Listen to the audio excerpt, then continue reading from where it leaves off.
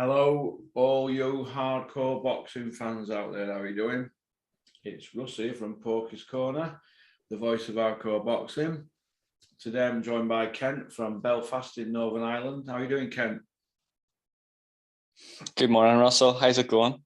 I'm all right, mate. I'm all right. I believe you've got a few things you want to jot down, you want to speak about, so the floor's all yours. Okay, Russell. So it's 2 weeks in and game changed. Come on, what's your opinion? Dripping top. Game change, yeah, £800 a ticket.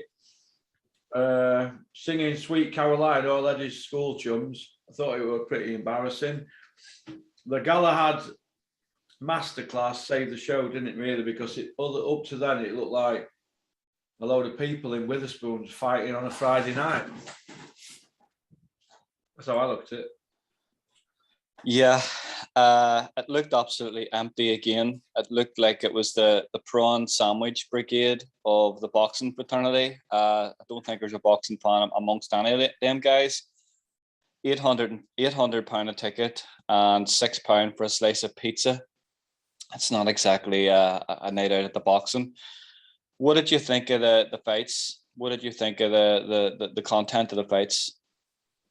That Fiaz one, didn't he, earlier on? I mean, that were a low-level fight, but, you know, he's easing into his career. But after that, we had Ebony Bridges in a pair of fishnet stockings. You couldn't make this up, could you? She was fighting Beck Connolly. That were like two viewers going at it in kebab shop, wasn't it, on a Sunday night?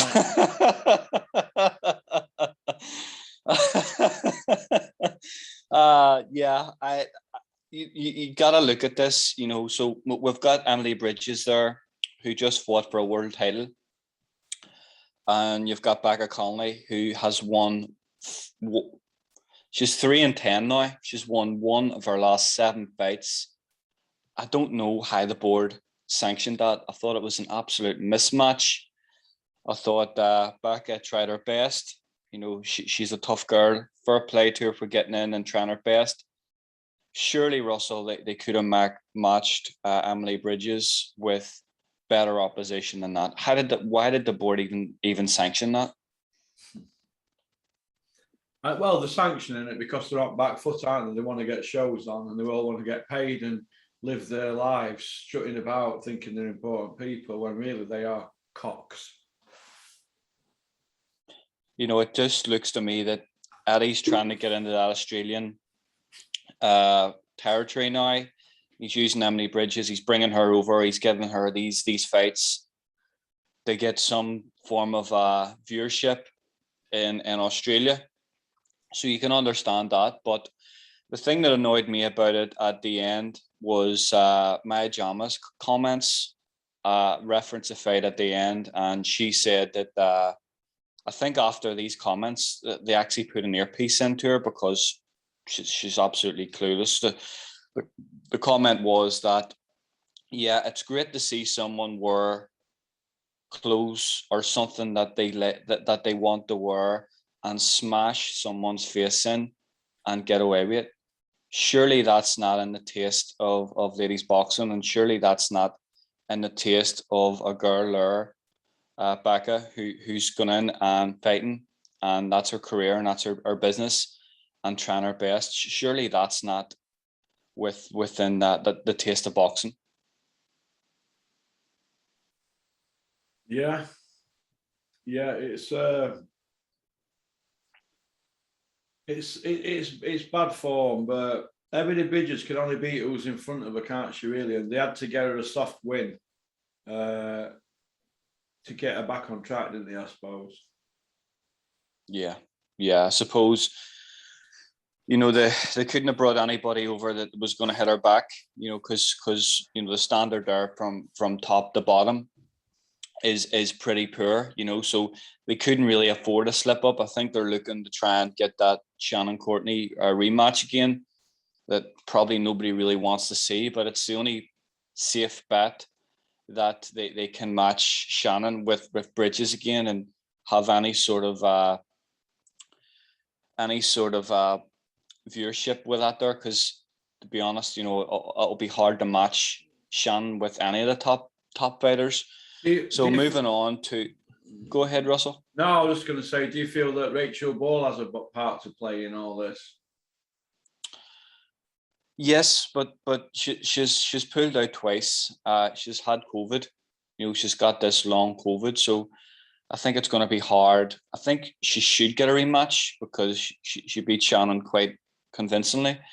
I think she should get a rematch, but I think it's going to be hard to kind of get her matched at the minute with the long COVID. Hopefully she does. Okay. Moving on from that, then, from Ebony Bridges to, was it Johnny Fisher next up? Or were it? Yes, it's Johnny Fisher, yeah. It was Johnny Fisher and Danny Whitaker. What do you think of that fight, Russell? Well, I think that some of these boxers who've got board licenses need to get in shape, don't they, really? That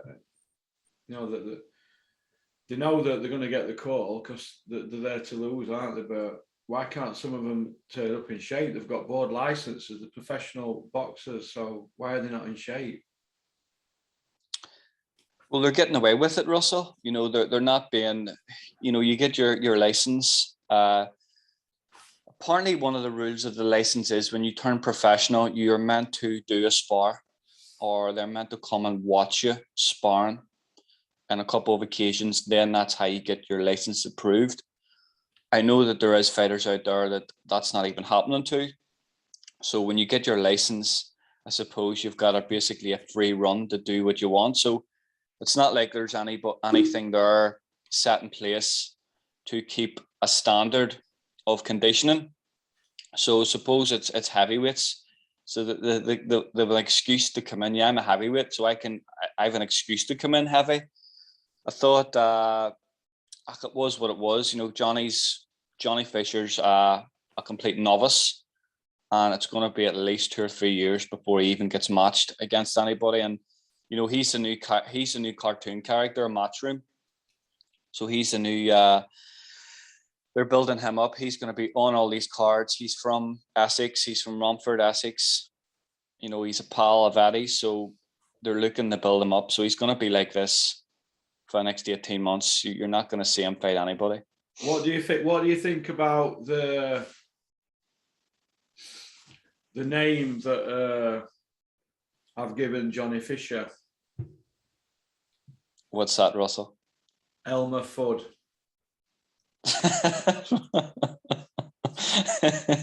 You're in savage mood today, Russell, aren't you? Yeah, I'm always like this on a Monday morning. I hate Mondays.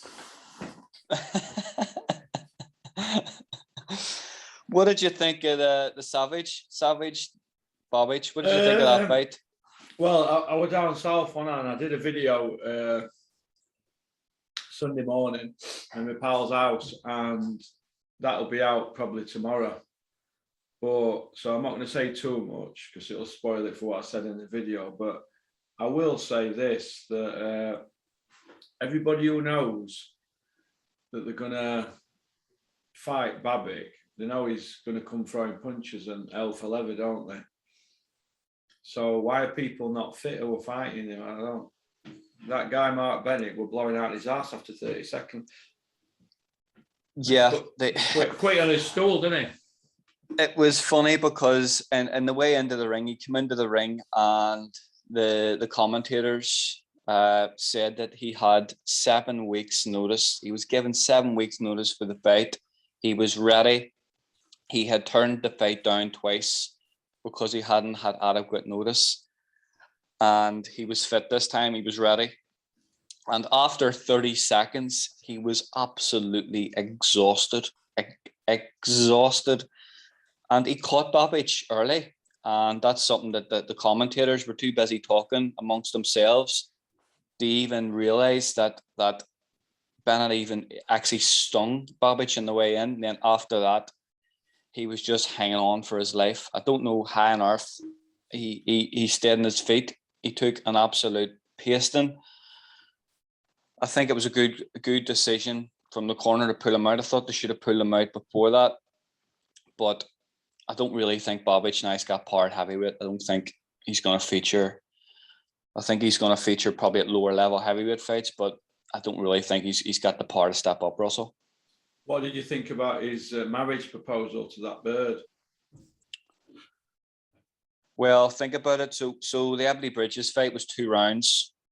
That his fight was done early. So, you know, you look at, I seen a thing on the internet yesterday that it was meant to be this big surprise, but it was already pre-programmed into the graphics over the ring walk. So it was already pre-planned. It wasn't like, yeah, he just randomly proposed to his girlfriend because he was happy. It was a part of the script. It was part of the narrative there. I suppose I needed something to fill that gap because there was a big, massive gap there of about 30 minutes. I suppose they needed something. Do you feel that it had a bit of a, I can't explain it. Do you remember when Triple H proposed to Stephanie on the WWE show? It was like that kind of thing, wasn't it? And Eddie's playing Vince McMahon, Babbitt Triple H, and Babbitt's Buer. She's playing that Stephanie, isn't she? Yeah, it was kind of like as well. It was like Macho Man Randy Savage getting married to Miss Elizabeth at SummerSlam '91. It was just purely choreographed. It was something to fill the gap for 15, 20 minutes. And to be honest with you, Russell, really apart from the Galahad fight, what else in that card is gonna fill newspaper columns? Absolutely nothing. Nothing. No. What did you think to Nick Webb against Fabio Wardley? Nick Webb went down like he was shot by a sniper. I've never seen anybody go down as soon as that punch landed, he was absolutely poleaxed on the floor. Are we saying that Nick Webb took a dive? I'm not saying he took a dive, but I'm questioning his punch resistance because as soon as that punch landed, he was absolutely out. He was like poleaxed. I fancied Nick Webb. Myself and Richard in our group chat actually, I feel stupid now. I feel stupid. I actually feel that I'm just raging because I tipped Nick Webb to beat Wardley and he let me down and he gets smashed to pieces. He started off well, pushing Wardley on the back foot, and then as soon as he was hit, he was just knocked unconscious. I'm sure Scott Welch is absolutely gutted because he's put a lot of time in with him.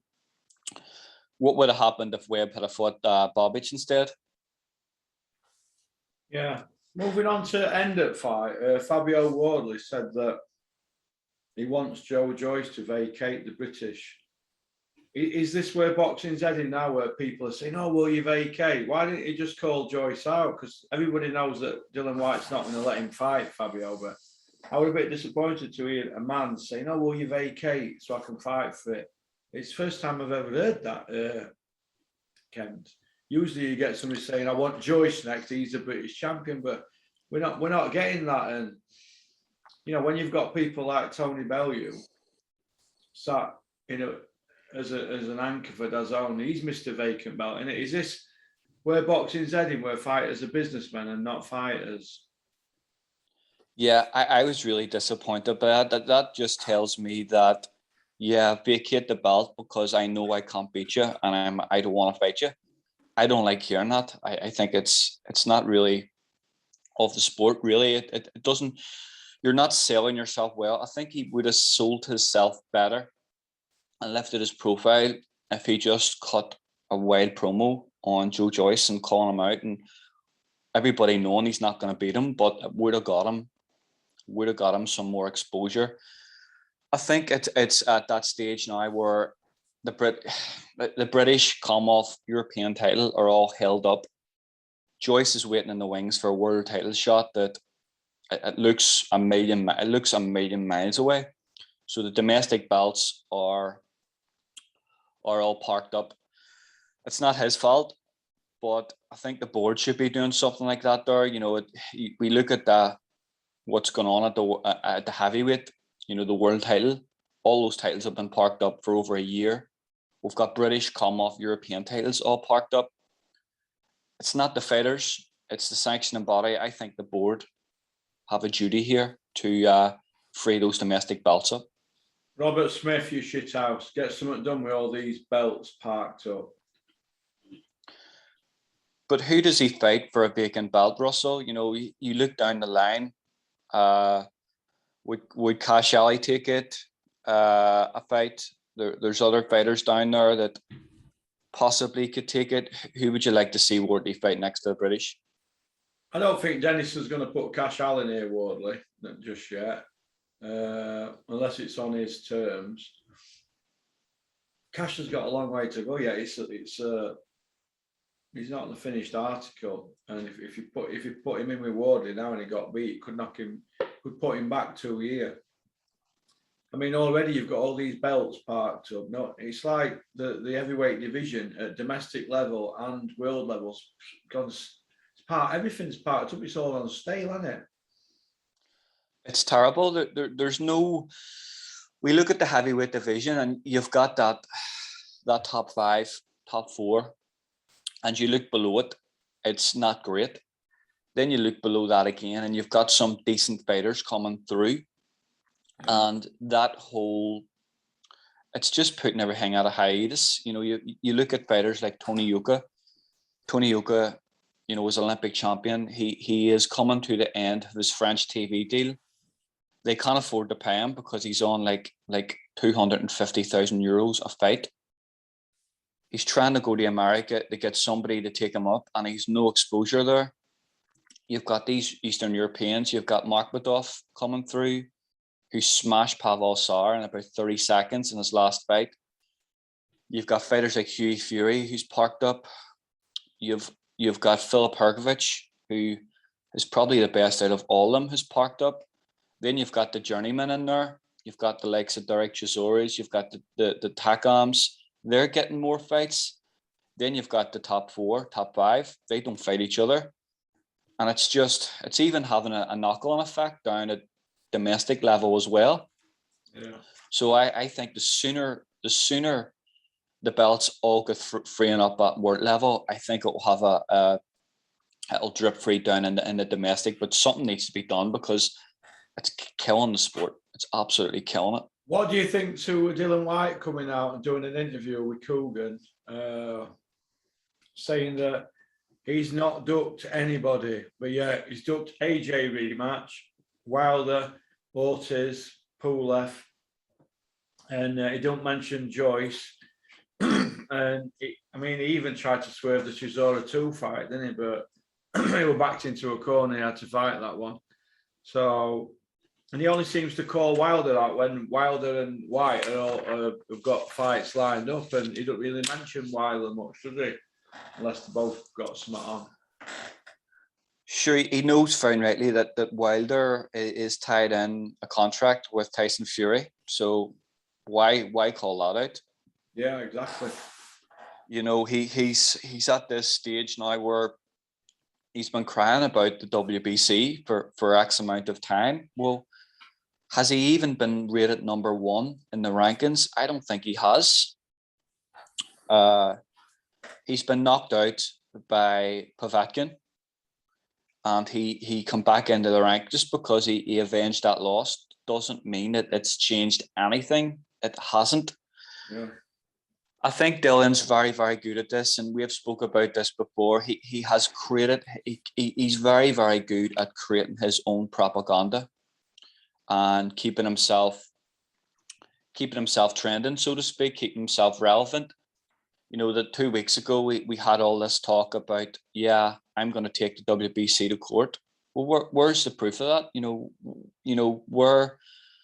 Why is he taking the WBC to court when he's never? Has he even been rated number 1 by the WBC, Russell? No. He's not been mandatory, has he? No. So if you're wasting a load of money and you're wasting time fighting for interim belts, and you're not mandatory, it's really your own problem. You know, if you've turned down that massive fight against AJ, and he turned it down because there was less of like a split in the rematch clause, when AJ's the person that brings all the people to the stadium. You know, let's think, Dillian White can't even sell out the O2 in London, so why did he want a bigger split for the rematch? It's really his own fault, really, Russell. He's got himself to blame, to be honest. Do you feel that Dillian White needs to come out and show us that he's suing WBC with just a couple of screenshots of his lawyer's letters? Because he's saying he's suing them, but there's other people telling me that he isn't. What do you think? Agree, yeah. Well, it's kind of lip service. It's kind of just, they're just using all these narratives as lip service. And if you're coming out, you're going to sue the WBC. What are you actually suing them for? You know, has he been mandatory? Has he been ranked number one? If he has been number one and he has been mandatory, yeah, well, he's in his rights to sue them. But you go back to a couple of interviews, a couple of years back there, Russell, and it was back when Wilder was WBC champion, and supposedly that White was waiting in the wings, and Eddie Hearn himself turned around and says, well, go into the WBC rules, go into small print, and they have in small print that basically they can do, that they have a small print there that they can basically do whatever they want and you have no choice. And if it goes to court, they just read that small print out. So they're not stupid. I think it's his own fault. You know, the heavyweight division is in tatters. We look at, they're talking about now going the WBA route. That's not going to happen. There's no chance that they're going to go in and fight Trevor Bryant, the WBA regular, when he's up to his eyeballs in Don King. That's not going to happen. He's up to his eyeballs in Don King. But it's not, you know, you look how Don King played Eddie last year at fightcamp, and he sent over Tim Lovejoy. He sent over Lovejoy, and they all knew that they were under contract, and it looked to me like they were just looking to see how Eddie did business. And as soon as he found out Don King was involved, he wanted absolutely no part of it. So that's not going to happen. So it's frustrating for him. He knows now, Russell, every training camp he does, he gets injured. He takes wear and tear away from training camp. Is he going to take a fight next? Dillian needs a 10 to 12 week camp.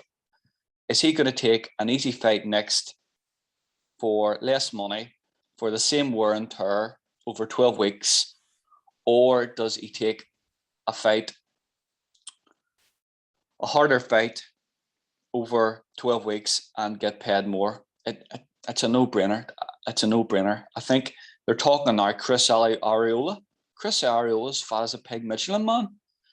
You know, why would you want to see Chris Arreola and Dillian White?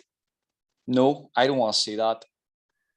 It's frustrating for even the likes of Dillian White. Now he's parked up because there's a level of opposition that he can't call out that are too good. You know, Joe Joyce. You've got, I think even Andy Ruiz beats him. You've got the likes of Tony Yoka, I think beats him. I think Huey beats him. I think Philip Hrgovic beats him. So who else is there out there for him to fight? They have to find guys now that aren't signed. They you know, Al Haymon, Bob Arum, Don King is not going to be in that mix ever. So they'll have to find a name that hasn't been signed to a promotional body, and that's going to be hard. Who's Dillian fighting next? That Franklin? They're talking about Franklin next. The language last week was all Franklin. Franklin hasn't fought in close to maybe 2 years now. His last win was Pavel Sar. It went the distance, and he had COVID. So it doesn't really tell you much there. Now they're talking now. It's Chris Arreola, who's a PBC fighter. I know PBC get a hard time with what people say about PBC. But Russell, Al Heyman doesn't have anybody under contract. He lets them come in and out of shows. I don't know, Russell. I don't know. I think that they need a name, but it won't be for any sort of title. Yeah, it's exciting times ahead, Johnny. What did you think to Tony Bellew and Andy Lee's performance as pundits on DAZN? Bearing in mind, Andy Lee did say that Babic is European level. I've christened Andy Lee now. Andy, the company man Lee. He is he's taken over from Johnny Nelson. So he has. I don't understand that because Babic was fighting a guy 7-1. He's 8-0 now. He's ranked as a bridgerweight. I can't see Babic going up and beating anybody at European level. I don't think he's got the structure, the size to do it. I think Andy's there. He's got a good gaff. He's got a good number there, and he just wants to create. They're looking to create viewership now, and they want people to buy into it. So they have to sell the product. It's kind of like product placement, so to speak. They have to sell that. Yeah. And they're in that position now. They're not commentators. I don't see these commentators now as commentators. I see them now as salespeople, pitching sales. Mini promoters, yep. Aren't they? Because Eddie's doing so much now. Eddie's doing so much behind the scenes now, organising, checking things out. Eddie hasn't been selling as much of the content. You look at all the platforms last week. He wasn't on IFL as much. He wasn't on Seconds Out and all the other content providers. He has only been on his own YouTube platform.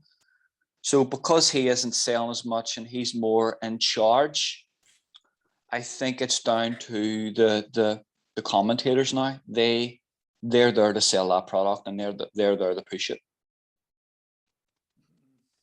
Interesting. I thought Tony. I think when you're emotionally attached to a fighter and you're commentating, your judgment isn't quite as good, and it's not It's not. You're not impartial in any way. I think he, with the whole Jazza fight, I thought he was very, very attached to it, and I think it's hard to give something clear and neutral when you're doing that. I think it would have been better. I remember a couple of years ago that Sky were doing this with Paul Smith, that when he was on commentating, and you had maybe somebody in his family that were on fighting, he actually said himself, look, I don't like commentating. I don't like being around the commentary and maybe a fight before because I'm too busy thinking about my brothers fighting. So I can't give a clear, precise view. So he didn't do commentary the fight before or the fight because he wanted to give something neutral to the fans. But he's a salesperson. These people are all now, they're not there to give a clear, honest opinion. They're there to sell their product and their brand.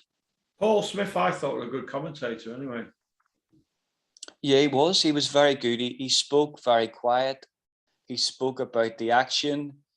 I think now what we're getting with Andy Lee's in coaching mode the whole time. And I don't want to hear about what a fighter needs to do in the gym about pulling his feet out and stepping out. And I want to see what's happening in the fight. I want to see what's unfolding and what's going to unfold. Like we look at the Babic and the benefit. Babic was stung to his boots in the first round, and nobody picked anything up about it. If you're watching that, you want to be excited. You want to hear that. I just don't think now the commentaries they're picking up as much as what they should be saying. That they're just talking. I think he's, as I say, he's in that coaching mode where he's too busy thinking about what they need to do technically and what he would have them doing. And sell himself as a coach rather than just talk about the action that's going on. Do you feel that people like Andy Lee and Ben Davidson, when they get commentator gigs, they're too busy talking about themselves and the coaching aspect of the game and what a fighter should be doing rather than focusing on the action that's in the ring at the time? Absolutely, they're not there to do that. You know, that they're there to talk about the action in the ring. I think that's why I didn't like Andy Lee getting the gig in the first place. I think when you bring somebody in as a commentator, I know Joe Gallagher works for BBC, and when Joe works for BBC, he doesn't talk about what fighters need to be doing. He doesn't talk about tactics. He talks about what's going on in the fight. You've got the likes of Andy Lee now, and you've got Ben Davison. It looks like they're trying to sell themselves as coaches to get people watching it, and maybe fighters watching it and thinking, oh, he really knows what he's talking. I'm going to go to him. He knows everything. Go to him. He's the best. Adam Booth. It seems to be one of those. Go to Adam Booth, the Dark Lord. He's the best. So it seems like that. I don't like it. I think it's a conflict of interest, to be honest. Yeah, I've heard that certain people in up this, is it that Asgie? He's from Derby and he's always hanging around Ben Davison, and he's putting Ben Davison's name in mix to train Fraser Clark. Do you know what I mean? Because he's just won bronze, hasn't he? So, well, if you're going to be man at moment like Ben Davidson is, you're going to get put into them situations, aren't you? Your name's going to get attached to fighters. He might not even know that Asgie's putting his name about, but I think he probably does. But you can't blame him, can you? But yeah, I don't like to see trainers coming on as commentators saying fighters should be doing this and they should be doing that and they need to try this and they need to work on that. Because it's like they're pushing themselves. Instead of just concentrating on action, concentrate on the action. They mind what they should and shouldn't be doing. They have a trainer. And I think it's disrespectful to their current trainer at the time. Do you agree, Ken? Absolutely. We spoke about this on our first video, and I think there's no honor now. I think before, back in the day, boxing had a lot of honor and had a lot of things and a lot of respect. And I think, who cares what other coaches think about other fighters? It's absolutely none of their business. I think it undermines the coaching of the coach, and I don't think there's any place for that whatsoever. It's disrespectful. I don't like it. Okay. Moving on to the Galahad fight then. I covered this in my video on Sunday, so we'll get, because I am pretty brutal, me. But I'm going to get your opinion on the fight, Ken, and what next for Galahad and what next for Yazza Dickens. Should the fight have been stopped after round 7? Yes or no? Yeah. Was Yazza Dickens punched upside down to a pulp? He took a lot of punishment. I thought that, firstly, I don't like Kid Galahad. He's a failed drugs cheat. I don't like him. I don't think there's I should be a place in the sport for drug cheats of any description. What did you think? What do you think at end with Eddie Earn hanging on to his nutsack, but yet he didn't even pour purse bid in for him, did he? If you remember. Yeah, well, he did. He didn't want to know 2 months ago when there. What was the purse bid? There was a purse bid that came from America that was absolutely next to nothing for Josh Warrington and Galahad. So it shows you what he thinks of Josh Warrington as well. I fought Galahad out of the ring, 18 months, fought for maybe the first round. He looked a bit out of touch. Then he just woke up in the second round. He took it up a gear. He won every round after that. I felt sorry for Yazza because there's a lad there that has ducked no one. He's ducked no one. He's come up the hard way domestically. I wanted that fairy tale, that Cinderella ending for him, but no chance. Not with somebody as not with that style as Galahad. I think it's going to be really, really hard. I think Galahad's going to be really hard to beat in that division. You know, you've got Navarrete, you've got Santa Cruz, you've got Lee Wood. I think he's going to be really, really hard to beat in that division. What do you think? I covered it in my video on Sunday, but yeah, along them lines. My style's a little bit different to yours, so I'm not gonna spoil it for everybody, but it's worth watching. I just find it hard to get behind him from that gym when they've had so many failed tests, to be honest, out of that gym.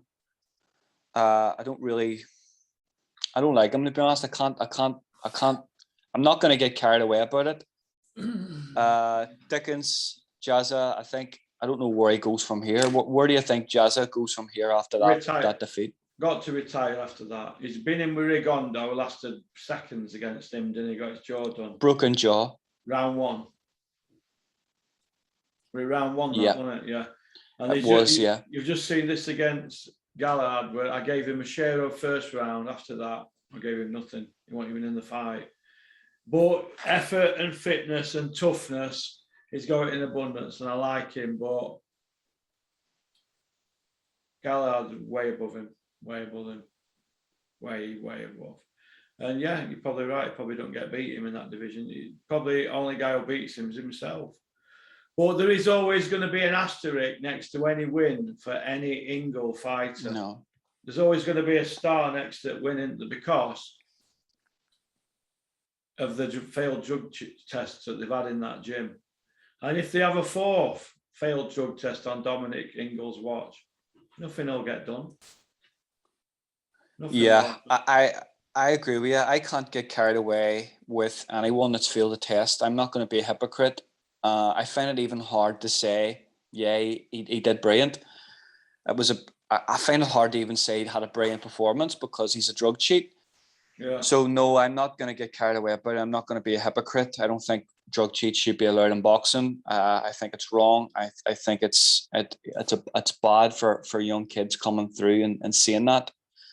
What did you think of Eddie Hearn palling up Kell Brook behind the scenes? Well, I believe what I said 2 weeks ago, that they're trying to make the Brook and Khan, aren't they? That's what they're trying to do. Everybody in Sheffield knows about it. It's just a case of putting all logistics together and who can sell it, because they haven't got pay-per-view at the Zone, have they? And there's also other people sniffing around wanting to make that fight. Sky, they could be on board for that, Brook Khan. And I dare say Warren and BT Sport would put that on if they could get them all to sign. And I can see Eddie palling Kell Brook up again and that. But the good thing about it for Kell Brook now is he knows what Eddie is now. So he'll have his eyes open this time, won't he? Do you know what I mean? Instead of before, when he just took Eddie's word for everything. And you know, Eddie threw him under a bus, didn't he, when he went working with Bob Arum?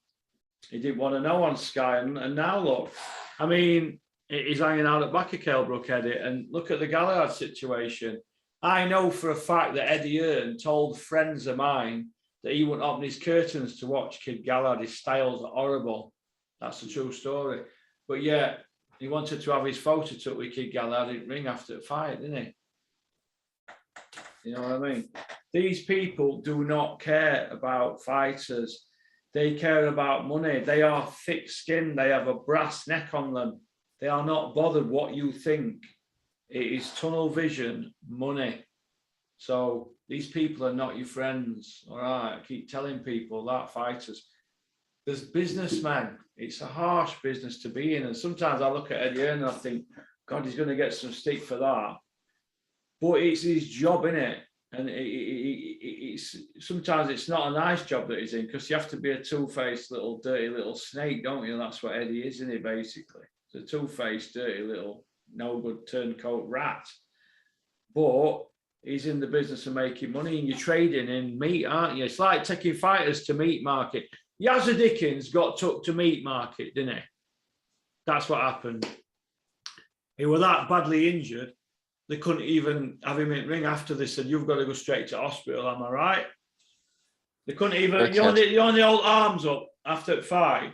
They couldn't even do it with him in ring, could they? He had to go to hospital. He in a bad way, mate. He was smashed to pieces. And I don't want to see him fight again.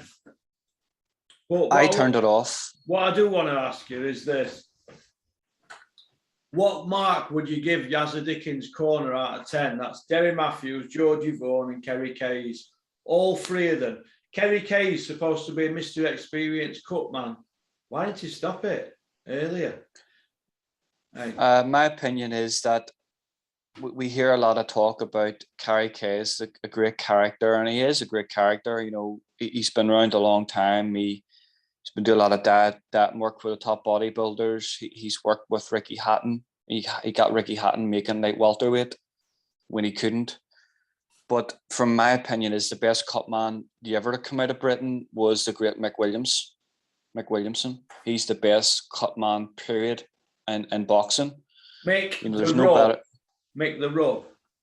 I met Mick a couple of times in Belfast in the Keen's Hall, and I just think there's no better cut man in Britain than Mick Williams. I don't know if he's still involved in boxing.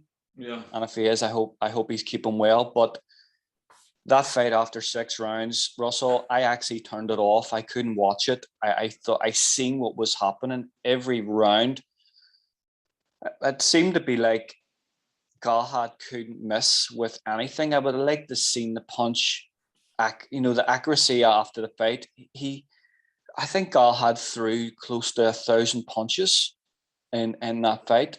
I would have liked to seen the percentage of landing, but I thought they should have pulled them out a bit earlier. As I say, I turned it off after 6 because I couldn't watch it. I just seen what was happening, and I don't like Galahad, and I didn't want to see him with the belt. So that's why I turned it off. I thought he should have been pulled out a wee bit. I think what happens is with corner work, I don't think it's bad corner work. I think just sometimes it is the events and coaches and managers and they get very attached to the fighters, emotionally attached. And I think sometimes it's hard for them to, pull out a fighter because they're so emotionally invested and they want them to do well. I know he was pulled out at the 11th round by Derry, which was good because, an extra 3 minutes there could have been, I don't want to say it could have been even worse. I just maybe thought they could have pulled him out a wee bit quick of what I seen because I turned it off. I couldn't watch any more Galahad. I don't like him. Yeah. Well, it's he's brought a lot on himself, hasn't he, really, being a bully outside of me, hasn't he? So he's not endeared himself to boxing fans, has he, Kid Galahad? Yeah, I seen the thing at the start where he was talking about breaking into people's houses and all, and doing this and doing that. And okay, he's a reformed character and all that, but I still don't want to see someone like that, to be honest. He said he wanted to be baddest gangster or something, didn't he? Well, gangsters don't burgle houses, do they? No. No. You know what I mean? But anyway, that's another story way back east. All right, then. You never give me your verdict on the corner. What would you give Yazza Dickens' corner out of 10? It's tough. I seen it till 6. I did 6 out of 10.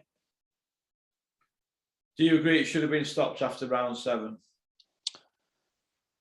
I think it should have been, but as well, Russell, we've got another person involved there, and it's the referee. Yeah. You've got board inspector there. Doctor. It's not just. Yeah. You've got board inspector. You've got referee. You've got the corner. The corner's their job to obviously do what they're doing in the ring. They're sometimes maybe caught in a vision of what's going on in the fight, that they're in coaching mode.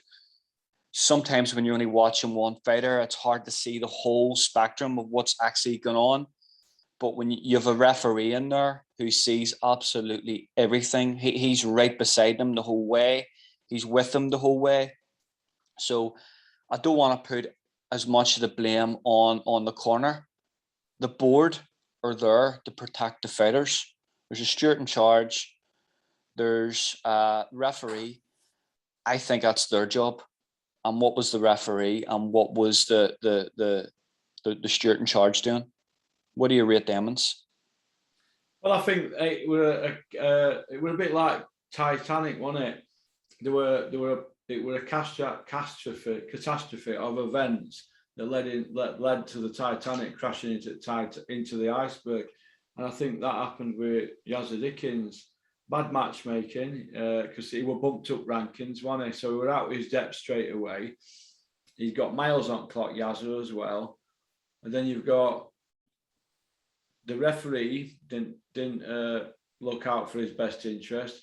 I don't believe his corner had a good night. Cutman didn't have a good night, and I just think you all put it into melting pot, and it didn't come out very good for Yazza Dickens, did it?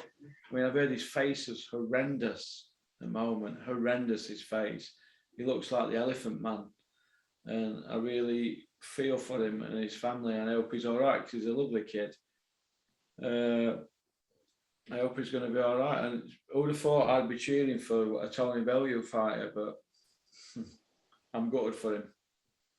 I'm gutted as well. You know, he stuck absolutely nobody. He fought Rigondo when nobody wanted to know him. You know, there was belts taken off Rigo and put on other fighters, and he couldn't get a fight anywhere. And Yazza jumped up and fought him. And I remember after that fight, the corner pulled him out, I think, right away in that fight when he got a broken jaw. He's come back from that. He's done everything at domestic. He's fought everyone. I wanted him to win, but I was absolutely gutted. I just couldn't watch Galahad anymore because he's drug cheat. He's failed a drugs test, a blatant drugs test. Yeah. And the excuse was absolutely embarrassing. So I found it hard to watch what I had seen and that up until that. He just couldn't. Galahad couldn't miss him. It was. Hope he's okay. I hope he recovers. It was sad to see. You know, we're trying to clean the sport up. We're trying to give the sport a bit of credibility, and there's so many fighters out there failing tests, coming back and getting opportunities right away. It's shocking, absolutely shocking. Okie dokie then. Well, listen. Thanks for coming on, Ken. You've been a real tonic and an addition to the Porky Express train. Choo choo. What you got planned for the rest of the day? Nothing much. There's been torrential rain over here all weekend, so just it's a day off today. So I'm just gonna go for a walk and maybe do a run later on. Maybe watch some other boxing at the weekend. Nothing major. What about yourself, Jim? I'm stuck here. No, I've been training this morning. I'm stuck here, aren't I, till later. Worse luck. But now I've got this to upload. There's loads of the videos from weekend in down south to send over to the tech guy, and probably go downstairs and make a milkshake or something. That's about it, really. No, I'll be stuck here, mate. Hard graft. Okay then, well listen, thanks for coming on, Ken. Have a great day, and don't forget to like and subscribe, leave a comment and share the video, folks, fight fans, whatever you want to call you, little porky piglets. All right, peace out, Ken. Have a good day. Take care. Cheers, mate. Bye.